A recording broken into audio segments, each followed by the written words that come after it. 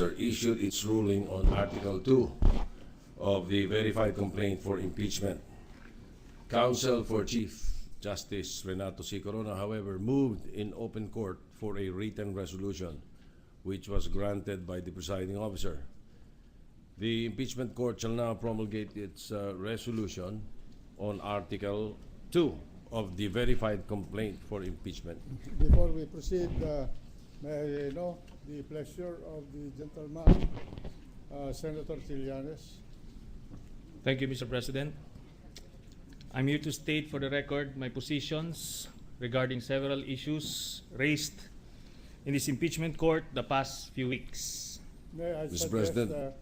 Your Yes. Honor, that that being the case, I will recognize His Honor later and we dispense with the preliminary matters first, with your indulgence. Yes, Mr. President, but I think this my positions will just be stated for the record, Mr. President. It will only take a couple of minutes. Proceed. Thank you, Mr. President. First, as regards the nature of impeachments, with all due respect to all those who have stated their different opinions, I have also researched extensively on the subject, and I am convinced that it is a political process with a judicial character.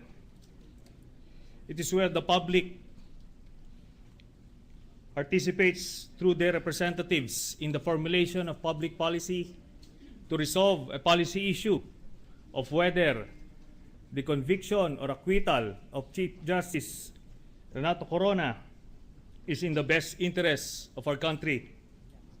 I agree that it is in a class of its own, but in my own personal experience, it is akin to one of the most sacred traditions of the Philippine Military Academy, which is the Honor Committee trial.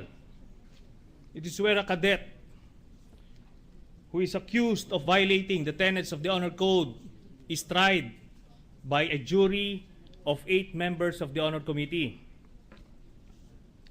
And only a unanimous vote of guilty can convict an accused. The only difference that I can see with this impeachment trial is we don't have brilliant lawyers like the ones performing before us. And it's also the reason why we don't have technicalities in our attempt to ferret out the truth. Then again, that is in a laboratory setting. Secondly, as to the standard of proof, as a former soldier, Navy officer, I will not even venture into defining and distinguishing between what is proof beyond reasonable doubt and substantial evidence, because that is well within the expertise of my more seasoned colleagues.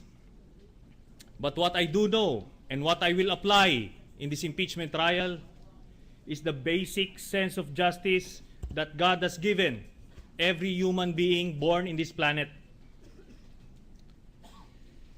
Lastly, as regards the issue raised by Senator Chis Escudero as to whether the acts committed by the Chief Justice prior to his appointment to the Supreme Court should be covered by this trial, my position is yes, we should cover them all.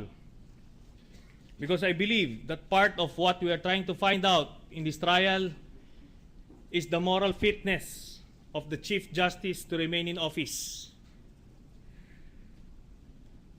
Being a justice of the Supreme Court is different from elected officials in the sense that elected officials are subjected to periodic elections to renew their mandate.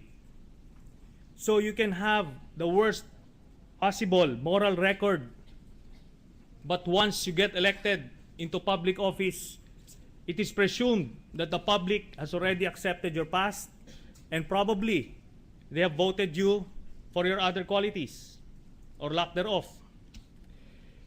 But the justices of the Supreme Court, whose principal mandate is to administer justice to every citizen of this republic, they should possess the highest possible moral standards for public officials. That's all, Mr. President. Thank you. Thank you. Mr. President, may we continue with the The clerk resolution of court the impeachment court? is directed to read the resolution of the impeachment court. With respect to the issue of Article 2. First and later on, with respect to the subpoena issued to the parties that were subpoenaed. Resolution. This resolves the issue of whether or not the prosecution may present evidence to prove the allegations in paragraphs 2.3 and 2.4 under Article 2 of the impeachment complaint. The resolution of this issue becomes imperative in view of the defense's consistent objections to the prosecution's presentation of evidence exposing the properties of respondent Chief Justice Renato C. Corona, Mr. President. his wife. With due respect, Mr. President, a number of our colleagues are asking that we just read the dispositive portion, just distribute copies of the resolution to the defense and the prosecution, because this was earlier manifested by the Senate President last week. If there's no Mr. President. objection, then I will approve the motion of the Majority Floor Leader. The chair is none. The motion is approved. Proceed, Secretary and Yes. Clerk, acting as clerk of this court, may now proceed to read the resolution, Yes, the resolutory portion of the Yes, sir. The resolution of this matter Yes, sir. by this court. In sum, therefore, this court resolves and accordingly rules: 1. To allow the prosecution to introduce evidence in support of paragraphs 2.2 and 2.3 of Article 2 of the Articles of Impeachment. 2. To disallow the introduction of evidence in support of paragraph 2.4 of the Articles of Impeachment, with respect to which this court shall be guided by and shall rely upon the legal presumptions on the nature of any property or asset which may be proven to belong to the respondent Chief Justice as provided under Section 8 of Republic Act No. 1319 and Section 2 of Republic Act No. 1379, so ordered January 27, 2012, signed Juan Ponce Enrile, Presiding Officer. Thank you, Mr. President. Majority Floor Leader. Yes. On January 17, 2012, Mr. President, the impeachment court issued subpoena duces tecum et ad testificandum, directing Mr. Giovanni Nang, Finance Director of Mega World Corporation, Aniceto V. Bisnar Jr. and Lourdes R. Reyes of Fort Bonifacio Development, Grace Evangeline F. Manangkil Santa Ana, and Nerissa Joseph of Community Innovations Incorporated, and Rogelio T. Serafica of Burgundy Development Corporation to testify and bring with them certain documents purportedly showing evidence of ownership of properties by Chief Justice Corona and or his family members. Mr. President, for the information of the parties and for the record, the presiding officer issued an order earlier today concerning the said subpoena duces tecum et ad testificandum. May I ask the clerk of court to read the order? The clerk of court may proceed. The whole order or dispositive?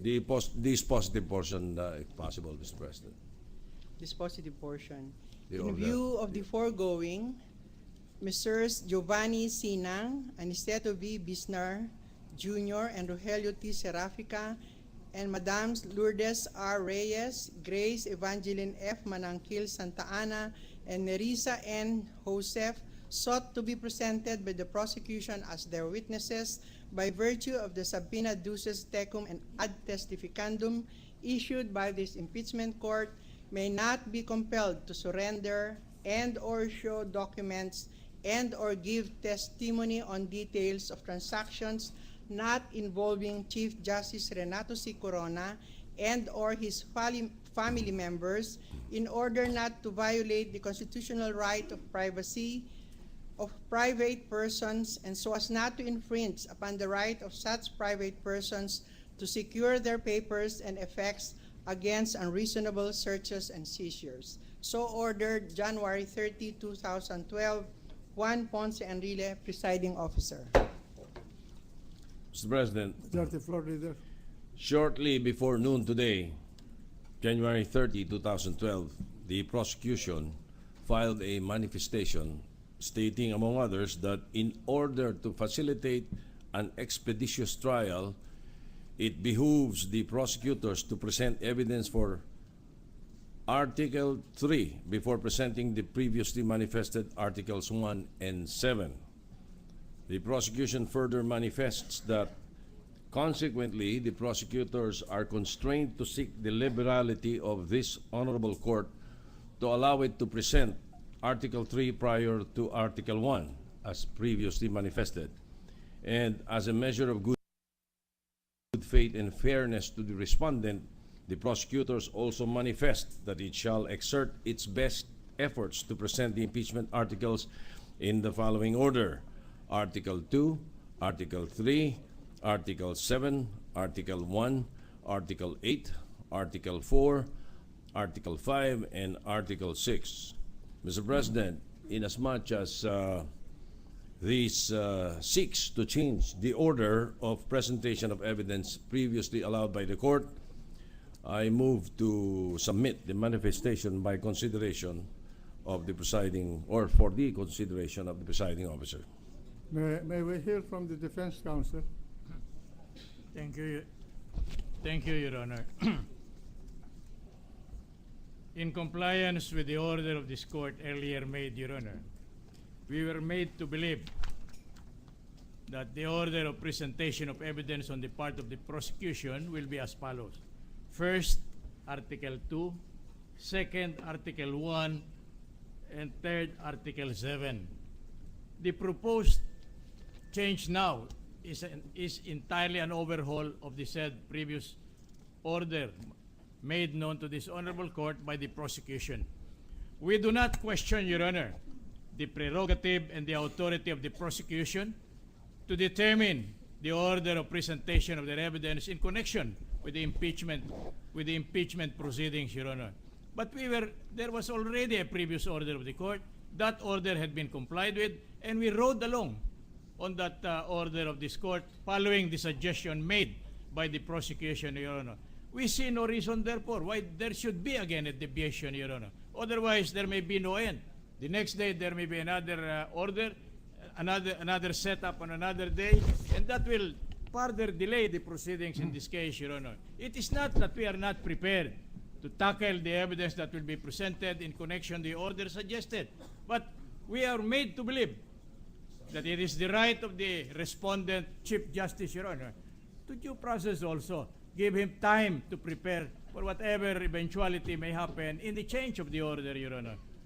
This is precisely for that reason that we are making of record our objection to another proposed order of procedure in presenting the prosecution's evidence, Your Honor. Thank you. What is the pleasure of the We just want Chief to, of the Defense Panel? yes, Mr. President. We just want to say something Proceed. and respond to the statements made by the Defense Counsel. Your Honor, it's not a total overhaul of the articles. We just put Article 3 ahead of Article 1 because of we believe in the orderly presentation of the articles. And Article 2 is about the dishonesty of the Chief Justice.